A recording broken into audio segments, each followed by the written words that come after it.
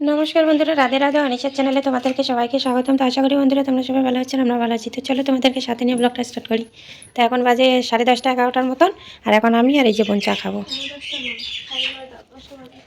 এই তো 10টার মতনই হয়েছে, ভুল বললাম, 11টা হয়নি, এখনো 10টা হয়েছে। তো এই যে বোন রোদ পোয়াচ্ছে আর আমি এখানে চা নিয়ে হাজির হলাম। লে কিছু লে হালুয়া।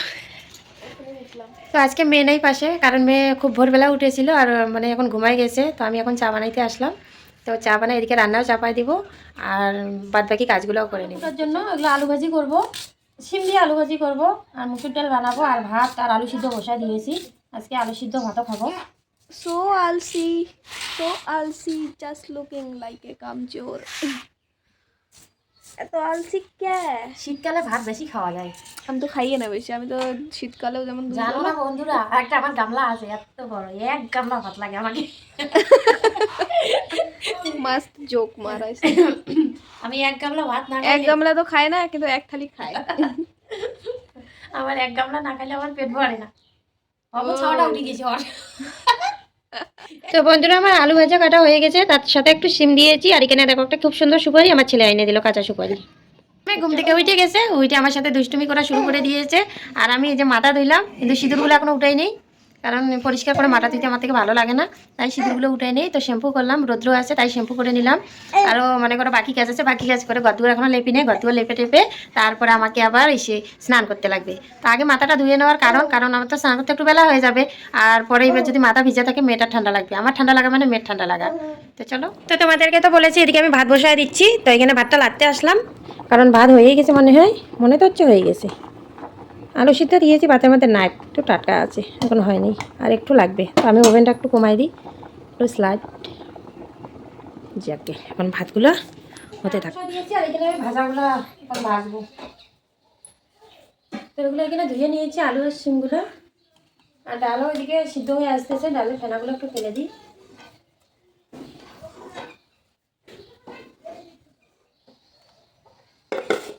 তো এইখানে নিতে আসলাম ঝাড়ু, এই যে ঝাড়ু। তো বাইরেটা একটু ঝাড় দিব। তো চলো যাওয়া যাক, রৌদ্র উঠছে।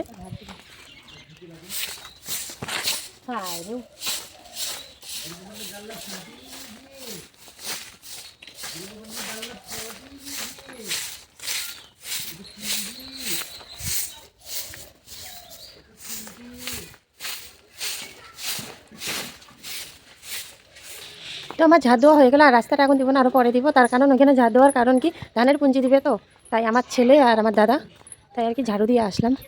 এখন রান্না করে যাওয়া যাক। হলুদ লবণ আর ডাল কত দূর কি হলো একটু দেখি। অনেকক্ষণ হয়ে গেছে লাড়ি নেই, যার জন্য একটু লেগে গেছে। এখানে দিব লবণ,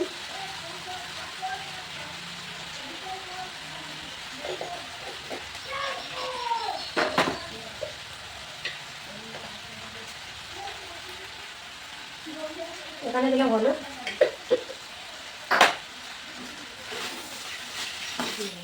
উপর থেকে নোংরা কাঁচড়াগুলো ফেললাম, যে এবারটাকে একটু ঝাড় দিয়ে দিই।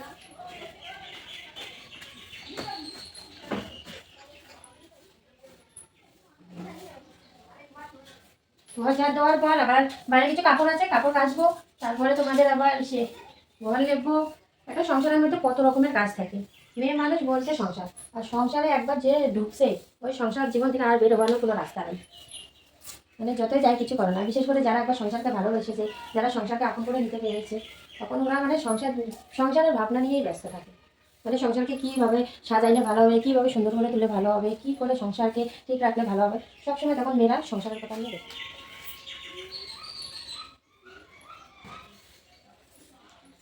আমি দেখো ধানের পুঞ্জি না খেরের পুঞ্জি, ওরা বলে পুঞ্জি দিতে পারে না, তাই আমি এখন শুরু করি। তো তোমরা দেখতে থাকো। নোংরা খারগুলো দে না, ভালো গাছ, আগে নোংরাগুলো এখানে নিচে দিতে দে।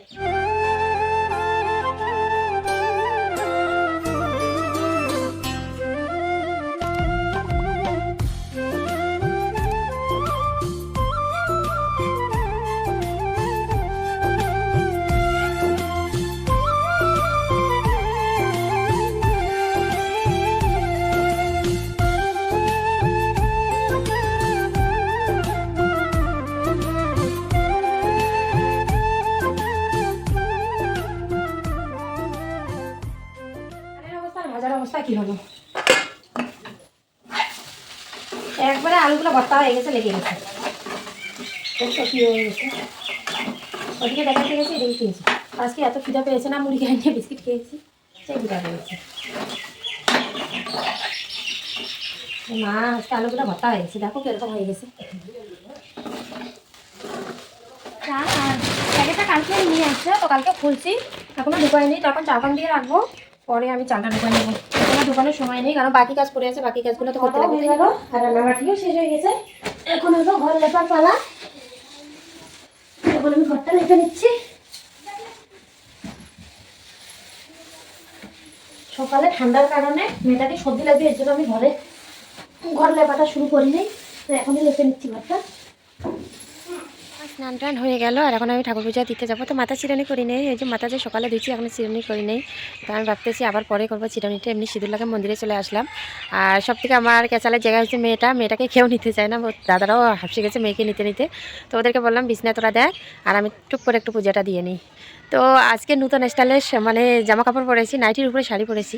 তো স্নান করার পরে না এত ঠান্ডা লাগতেছে, তাই নাইটির উপরে আবার শাড়ি পরে নিলাম, তাহলে আমি গায়ের মধ্যে মোড়াই নিতে পারবো, এর জন্য। আর সোয়েটারটা আমার বাসি, কারণ আমি বাসি বিছনা টিছনা রাখি, ওই সোয়েটারটা কী করে পরবো, খুব ঠান্ডা লাগতেছে। তো এখানে আমি ঠাকুরকে সেবা দিয়ে দিয়েছি, এই যে ভগবানকে। তো আজকে বেশি ফুল নেই, অল্প একটু ফুল, তো সবাইকে ছড়িয়ে ছিটিয়ে দিয়ে দিছি।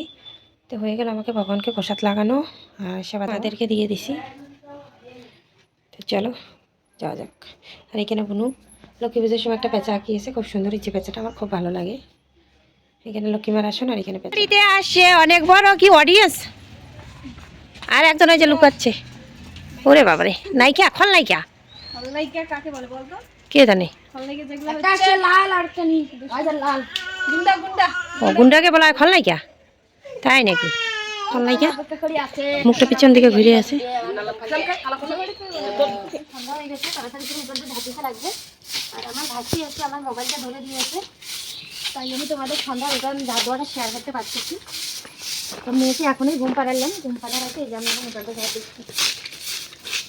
তো বন্ধুরা, এই যে বোনের জামা কাপড়গুলো এখানে শুকাইতে দিয়ে গেছে আমাদের উঠানে, তো আমাকে বললো দিদি ঢুকায় রাখিস, তখন ঢুকায় রাখি, সন্ধ্যা হয়ে গেছে। আর জামাগুলো অসময় ধুয়ে দিচ্ছি না, এর জন্য ভিজা হয়ে গেছে। আগে দিয়ে দিত, তবুও জলটা টেনে যাইতো, কিন্তু ও অনেক লেটে ধুয়ে দিচ্ছে, যার জন্য ওগুলো এখনো শুকায়নি। এত ঠান্ডা পড়েছে কি বলবো, খুব ঠান্ডা দিচ্ছে। আরও কাপড় দিয়ে ওগুলো দিয়ে জল পড়তেছে, মানে অসময় ধুয়ে দিচ্ছে না, এর জন্য।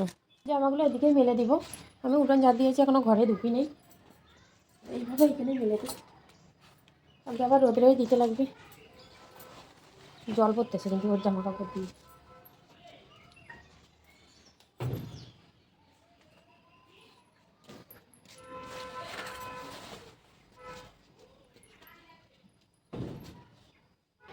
তো বন্ধুরা, শুভ সন্ধ্যা। তো আজকে না রান্না করে আর গ্যাস ট্যাস মুছছি নেই, কেন যে আমার আজকে 2 দিন ধরে শরীরটা খুব খারাপ লাগতেছে, যেমন কি অলস অলস লাগতেছে, শরীরটা খুব খারাপ লাগতেছে। তো এখন রান্না করার পরে আবার রাত্রে এগুলো মুছে রাখবো। তো এখানে আমি যে দুধটা গরম বসাই দিলাম, কারণ মেয়ে ঘুম থেকে উঠে গেছে। আর কালকের গামলাটায় আর মাজি নেই, ওইখানে একটু দুধ ছিল, ওইটা সহকারে একটু বসাই দিলাম।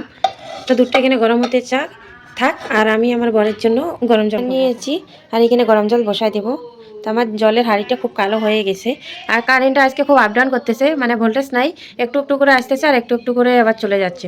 তো এখানে খেয়া নিয়েছি, খেয়া দিয়ে এখন চুলে জাল দিব গরম জল, মানে আমার বর তো রাত করে একটু আসে, আজকে আবার শনিবার বাজার বা রাত হবে, তো ওর জন্য গরম জল করে রাখবো। এখন অনেকটা রাত হয়ে গেছে, রাত বলতে কি 4:30 নাগাদ বাজে, আর শীতের বেলা মনে হচ্ছে অনেকটা রাত হয়ে গেছে।